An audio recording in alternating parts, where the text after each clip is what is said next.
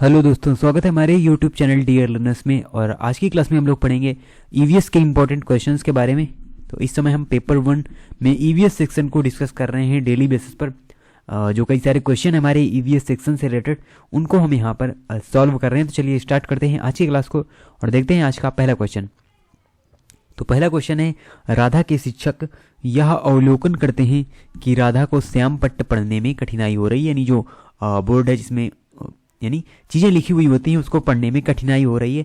तो डॉक्टर उसे एक सलाह देते हैं कि ऐसे खाद्य पदार्थों की मात्रा बढ़ाने की आवश्यकता है जिनमें निम्न पोषक जो तत्व हैं प्रचुर मात्रा में हों। यानी क्या प्रचुर मात्रा में आपको खाना चाहिए जिससे आपको ये जो समस्या है यानी जो पढ़ने में कठिनाई हो रही है, इसका यही मतलब है कि उसको देखने में यानी उसकी रोशनी की जो आंखों की रोशनी है उसमें कमी है। और इससे रिलेटेड जो विटामिन है वो कौन सा है, तो ये है हमारा विटामिन ए।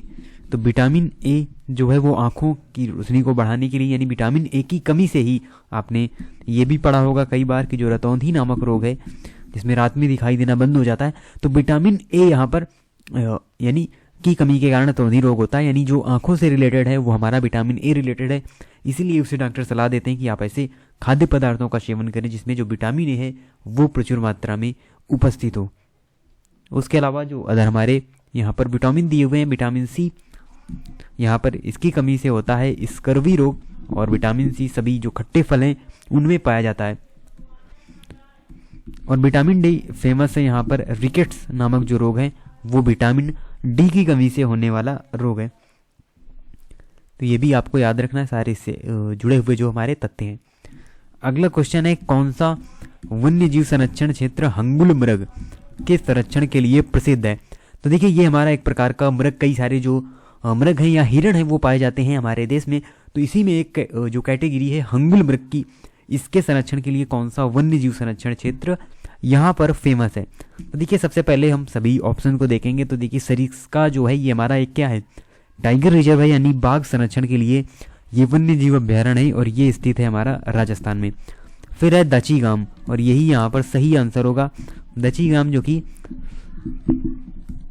जम्मू कश्मीर में स्थित है और दचीगाम ही हंगुल मृग के संरक्षण के लिए फेमस है।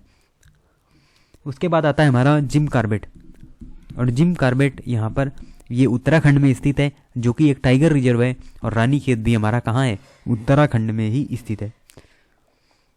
अगला क्वेश्चन है, संपूर्ण विश्व में शुरू होने वाली ओजोन परत का संरक्षण एक महत्वपूर्ण पर्यावरण संबंधित पहल है। ओजोन परत का संरक्षण किस कारण प्रारंभ हुआ, इसका चुनाव कीजिए। यानी कहाँ पर बात की गई कि हमको ओजोन लेयर का संरक्षण करना चाहिए। और ओजोन के बारे में हमने डिटेल में डिस्कस किया है अपनी इन्वायरमेंट स्पेशल वीडियोज में, जो कि आपको एक अलग प्लेलिस्ट मिलेगी इन्वायरमेंट क्लासेज की। उसमें हमने डिटेल में जो थ्योरेटिकल पार्ट है वो वहाँ पर डिस्कस किया। तो देखिए ओजोन लेयर जो होती है वो हमारी पराबैंगनी किरणों से रक्षा करती है, जो कि सूर्य से आने वाली पराबैंगनी यानी यूवी रेज होती हैं उनसे रक्षा करती है ओजोन लेयर। और जब इसकी मोटाई में कमी आती है तो उसे ही हम ओजोन परत का क्षरण कहते हैं। तो इस क्षरण को बचाने के लिए यानी जो CFC है वो यहाँ पर इसका जिम्मेदार माना गया। क्लोरोफ्लोरोकार्बन की वजह से जो इस परत का क्षरण हो रहा है यहाँ पर, और जब क्षरण होगा परत पतली होगी तो यहाँ पर कई सारे रोग जो कि यूवी रेस से होते हैं वो हमको देखने को मिलेंगे। तो इसके लिए एक सम्मेलन किया गया और उसका क्या नाम है, यानी एक प्रोटोकॉल किया गया, उसका नाम है यहाँ पर मॉन्ट्रियल प्रोटोकॉल। तो जो मॉन्ट्रियल प्रोटोकॉल है वो आपका संबंधित है इस ओजोन परत के संरक्षण से। उसके अलावा जो रमसार सम्मेलन लिखा हुआ है ये बेसिकली रामसर सम्मेलन है जो कि ईरान में एक शहर है। और ये आपका संबंधित है आर्द्र भूमियों से, यानी जो वेटलैंड्स होती हैं उनके संरक्षण के लिए यह सम्मेलन यहाँ पर किया गया था, रामसर सम्मेलन।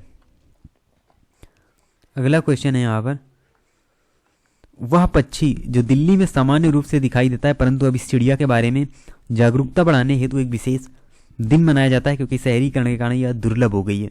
देखिए कौन सी ऐसी चिड़िया है जो यहाँ पर विशेषकर दिल्ली में सामान्य रूप से दिखाई देती है, लेकिन इस समय क्या है ये घरों में दिखाई नहीं दे रही, और ये है हमारी गौरैया। तो गौरैया ही वो पक्षी है जैसा कि आप भी देखते थे अपने बचपन में, आपने देखा होगा जो हमारे घरों में गौरैया काफ़ी आती थी, घोंसला बनाती थी। वहाँ पर कच्चे घर हुआ करते थे, लेकिन अब शहरीकरण हुआ और पक्के मकान बनना शुरू हुए तो ये अब कम दिखने लगी। यानी इनकी संख्या में यहाँ पर जो कमी है वो हमको देखने को मिली है शहरीकरण के कारण, और जो अनुकूल वातावरण रेडिएशन वगैरह की वजह से कई सारे कारण हैं जिससे अब ये हमें कम देखने को यहाँ पर मिलती है। अगला क्वेश्चन है, निम्न में से किन स्थानों पर आप नावों का उपयोग यातायात के साधन के रूप में देख सकते हैं?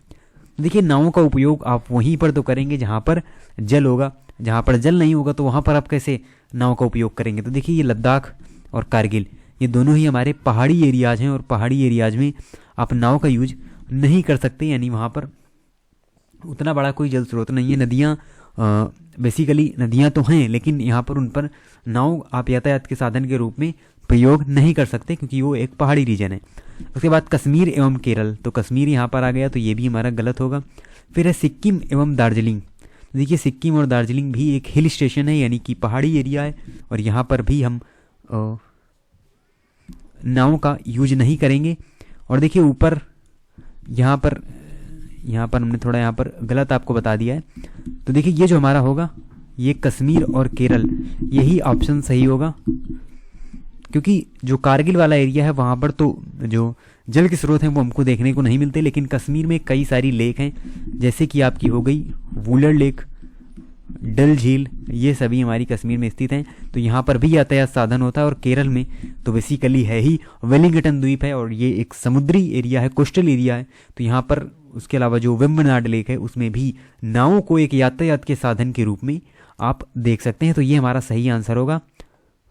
तो पूरे जम्मू कश्मीर की अगर हम बात करें तो कश्मीर में ही आप देखते हैं कई सारी लेक्स हैं, इस वजह से वहाँ पर नावों का उपयोग यातायात के रूप में किया जाता है, बल्कि लद्दाख और कारगिल में हमें ऐसा देखने को नहीं मिलता। फिर है दिल्ली और मिजोरम, तो यहाँ पर तो वैसे भी कोई साधन नहीं है। तो ये ऑप्शन नंबर 2 जो है ये यहाँ पर सही होगा। अगला क्वेश्चन है, निम्न में से कौन सा एक कीट बच्ची पौधा नहीं है? तो आपको बताना है कौन सा एक कीट बच्ची पौधा नहीं है, यानी हम ये कह लें मांसाहारी पौधा नहीं है। कीट खाने वाले कई सारे जो पौधे हैं उनके बारे में हमने आपको पहले भी बताया, जैसे ही घटपर्णी का पौधा हम कहते हैं उसे ही इंग्लिश में नेपेंस कहते हैं। तो ये हमारा होगा। उसके बाद यहाँ पर जो सही आंसर है वो है एजीरेटम। तो एजीरेटम जो है ये कीट बच्ची पौधा नहीं है। उसके अलावा हमारा डायनुइया हुआ, नेपेंस हुआ, और नीचे जो दिया हुआ है संड्यू, ये हमारे सब कीट बच्ची पौधे हैं, यानी अपना ये मुंह खुला रखते हैं, जैसे इसमें कोई कीट आकर बैठता है ये अपना मुंह बंद कर लेते हैं। अगला क्वेश्चन है यहाँ पर, रानी को एक कपड़े का टुकड़ा प्राप्त होता है जो कि कई सारे यानी फैक्ट दिए हुए हैं, और उसके हिसाब से बताना है ये जो कपड़ा है ये किस चीज़ का बना हुआ है। तो बहुत मजबूत और चटक रंग का है, अधिक छिद्र युक्त नहीं है, जलने पर गंध उत्पन्न होती है और सभी जगह उपलब्ध तथा इसके बहुत से उपयोग हैं, उच्च तापमान में नहीं पहना जा सकता। ये 5 फैक्ट इससे रिलेटेड हैं, यानी विशेषता बता रहे हैं किसकी?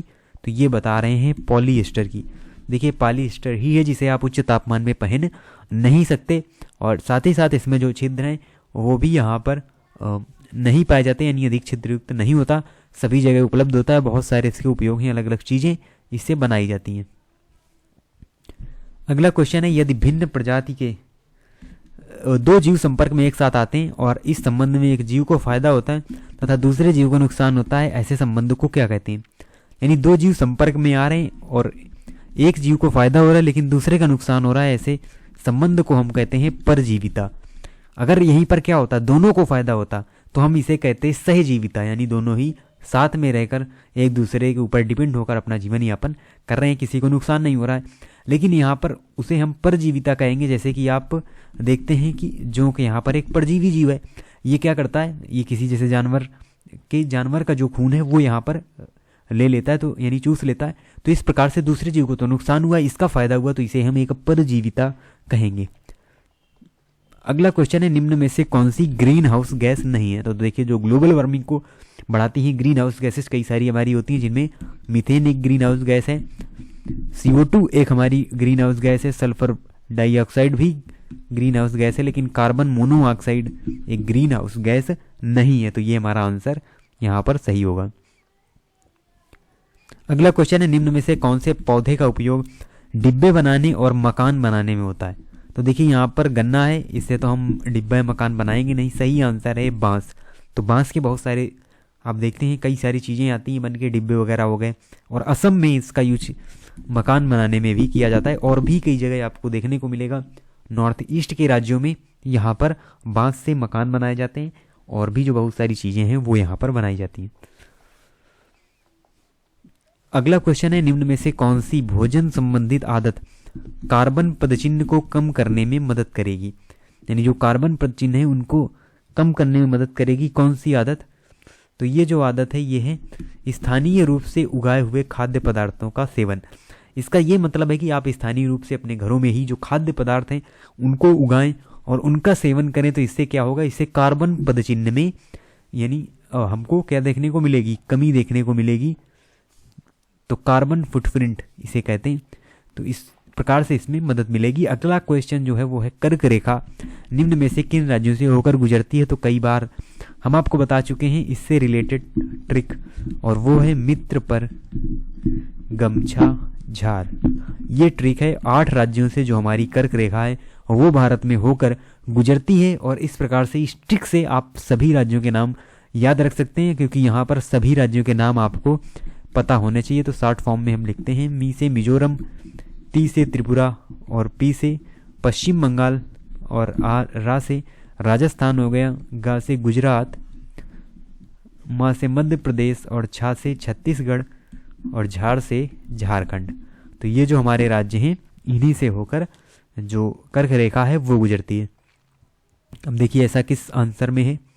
तो ये है ऑप्शन नंबर हमारा बी, गुजरात, राजस्थान, मध्य प्रदेश और छत्तीसगढ़, झारखंड, पश्चिम बंगाल, त्रिपुरा और मिजोरम। तो इन 8 राज्यों से होकर कर्क रेखा गुजरती है। अगला क्वेश्चन है, एक ही शहरी परिवेश में कोई सब्जी बेचने वाला अपने उत्पाद को लंबे समय तक नहीं रख सकता, इस कारण तुरंत ही उसे कम दामों पर बेचने का निर्णय कर लेता है। तो किस लिए कर लेता है, यानी वो अपने उत्पाद को लंबे समय तक क्यों नहीं रख सकता? तो वह सूचना प्राप्त निर्णय लेने के शिक्षित नहीं है, उसमें विक्रय कला का अभाव है। तो ये हमारा सेंस होगा नहीं। इसका सही आंसर होगा शीघ्र खराब होने वाला सामान होने के कारण संकटग्रस्त बिक्री। यानी जैसे कि कोई डेली यूज वाला सामान है, आपका जल्दी खराब होने वाला सामान है और नहीं बिक रहा, तो अगर आप देखिए रखा रहेगा तो वो पूरा ही खराब हो जाएगा और उसका कोई मूल्य नहीं मिल पाएगा। इसलिए जो शीघ्र खराब होने वाला सामान होता है उसकी क्या होती है, संकटग्रस्त बिक्री होती है। यानी जो दुकानदार होता है वो कम रेट में भी उसको यहाँ पर बेच देता है कि जैसे कुछ नहीं मिलेगा उससे कुछ मिल जाना ही ज़्यादा बेहतर होगा। तो इसलिए संकटग्रस्त जो बिक्री है वो हमको देखने को मिलती है। अगला क्वेश्चन है, निम्न में से किन पक्षियों की चोंच में छानने की प्रणाली होती है? देखिए कई प्रकार की जो चोंच होती हैं वो हम देखने को मिलते हैं, जैसे जो मांसाहारी पक्षी होते हैं जैसे गिद्ध, बाज और चील हुई, तो नुकीली और मुड़ी हुई हुक टाइप की जो चोंच है वो देखने को मिलती है। लेकिन यहाँ पर चोंच में छानने की जो प्रणाली है वो होती है फ्लेमिंगो में, या जिसे हंसावर कहते हैं। इंग्लिश में फ्लेमिंगो और हिंदी में हंसावर के नाम से इसे जाना जाता है। अगला क्वेश्चन है, उस जोड़े की पहचान कीजिए जो कीड़ों के लार्वा के उदाहरण है, यानी कीड़ों के लार्वा से ही रिलेटेड हैं। कौन से ऐसे जोड़े हैं? तो ये यहाँ पर जो हमारा सही आंसर होगा वो होगा जो भी इल्ली, अगर हम बात करें इल्ली एवं भृंग। तो इंग्लिश थोड़ा सा हम देखते हैं, यहाँ पर हिंदी बहुत ही जटिल लिखी हुई है, आप देखिए यहाँ पर देख सकते हैं। तो जो कैटरपिलर होती है उसके अलावा मैगॉट, तो सही आंसर होगा कैटरपिलर एंड मैगॉट, यानी नीचे सूड़ी और इल्ली। तो देखिए थोड़ा सा ये अजीब टाइप के नाम लग रहे हैं क्योंकि हिंदी कई बार आपसे कठिन पूछ ली जाती है। देखिए यहाँ पर कैटरपिलर यानी तितली भी उसे हम कह सकते हैं, इसीलिए यहाँ पर देखिए ये हमें लगता है टाइपिंग मिस्टेक हो गई है, इल्ली यहाँ पर दिया हुआ है, या फिर कोई इसकी शुद्ध हिंदी होती होगी। लेकिन आप इंग्लिश वाले भी ऑप्शन यहाँ पर गो थ्रू कर सकते हैं जिससे आप अच्छी तरीके से समझ सकें। देखिए यहाँ पर कैटरपिलर आप जानते हैं, बीटल्स भी आप जानते हैं, फ्लाइज मीन्स मक्खी होती है, तो मक्खी भी दी हुई है। देखिए मक्खियाँ, भृंग, सूड़ी और भृंग करके, इसलिए आपको थोड़ी सी ये हिंदी जटिल लग सकती है, इसलिए आप हिंदी की अपेक्षा इंग्लिश से इस क्वेश्चन को टिक कर सकते हैं। कैटरपिलर एंड मैगॉट, ये हमारा यहाँ पर सही आंसर होगा। अगला क्वेश्चन है, ईवीएस की प्रकृति है, ईवीएस की जो प्रकृति है वो कैसी है ये आपको बताना है। तो ईवीएस की जो प्रकृति है वो है एकीकृत, तो एकीकृत प्रकृति है ईवीएस की। अगला क्वेश्चन है, ईवीएस का जो पाठ्यक्रम है किस थीम पर आधारित है, यानी ईवीएस का जो पाठ्यक्रम है एक थीम पर आधारित है और ये किस लिए है यानी किस लिए इस थीम का यूज किया जाता है। तो देखिए, जो थीम होती है छात्रों में पर्यावरण के बारे में एक संयुक्त एवं अंतर संबंधित समझ को विकसित करती है। थीम से हमें ये पता चलता है किस बारे में बात की जा रही है और उसके बारे में हमको एक अंतर और एक संयुक्त जो समझ है वो हमारी विकसित होती है, छात्रों की विकसित होती है, इसलिए इसे हम कहते हैं थीम बेस्ड। तो कक्षा 3 से 5 तक ईवीएस एक विषय के रूप में विज्ञान, सामाजिक विज्ञान एवं पर्यावरण शिक्षा को निम्न में से किस के अनुशंसा पर एकीकृत करता है। यानी जो 3 से 5 तक आपको क्या देखने को मिलेगा, जो ईवीएस है एक विषय के रूप में विज्ञान में शामिल है, सामाजिक विज्ञान में शामिल है और पर्यावरण शिक्षा के रूप में शामिल है। तो इसे जो यानी इस किसकी अनुशंसा पर एकीकृत है, तो ये है एनसीएफ 2005 के अनुसार ये यहाँ पर शामिल किया गया है। अगला क्वेश्चन है, एक ईवीएस की अध्यापिका के लिए अपनी ईवीएस कक्षा में निम्न में से कौन सी सर्वाधिक चुनौतीपूर्ण है। यानी एक ईवीएस की अध्यापिका के लिए क्या एक चुनौती हो सकती है। अगर आप ईवीएस के एक टीचर हैं तो आपके लिए क्या चुनौती होगी। तो देखिए, विद्यालय की भौगोलिक स्थिति आपके लिए कोई चुनौती नहीं हो सकती। फिर है महानगरों में बड़े विद्यालय, ये भी चुनौती नहीं है। यहाँ पर सही आंसर होगा भिन्न भिन्न प्रकार के छात्रों को संबोधित करना, ये आपके लिए एक चुनौतीपूर्ण भरा कार्य हो सकता है। बाकी छात्रों के लिंग या महानगरों में बड़े विद्यालय कोई कारण नहीं हो सकता। अगला क्वेश्चन है, निम्नलिखित में से किस प्रकार का सीखना ईवीएस कक्षाओं के लिए उपयुक्त है। यानी किस प्रकार से आप सीखें तो आप ईवीएस को अच्छे तरीके से सीख पाएंगे, ये यहाँ पर बताया गया है। तो देखिए, स्वयं करके सीखना, ये हमारा यहाँ पर सही आंसर होगा। फिर है वहाँ पर विवरणों द्वारा सीखना। तो ईवीएस की कक्षाओं के लिए किस प्रकार का सीखना उपयुक्त है, तो विवरणों द्वारा सीखना। उसके बाद है परिभाषाओं द्वारा सीखना और रटकर सीखना, इसका कोई हल नहीं होता। यानी अब रटकर किस प्रकार से सीख पाएंगे, तो यहाँ पर जो हमारा आंसर सही होगा वो होगा ए, बी और सी। ए, बी और सी सही आंसर होगा यहाँ पर। तो ये हमारे आज के इम्पोर्टेंट क्वेश्चन थे जो हमने यहाँ पर देखी ईवीएस सेक्शन से रिलेटेड। और अपनी तैयारी को बूस्ट करने के लिए आप यूज कर सकते हैं चक्षु प्रकाशन की बुक का, जिसमें 3000+ एनसीईआरटी और लेटेस्ट पैटर्न पर बेस्ड क्वेश्चन दिए गए हैं। मिलते हैं आपसे नेक्स्ट वीडियो में न्यू इंपॉर्टेंट क्वेश्चन के साथ, और तब तक के लिए धन्यवाद।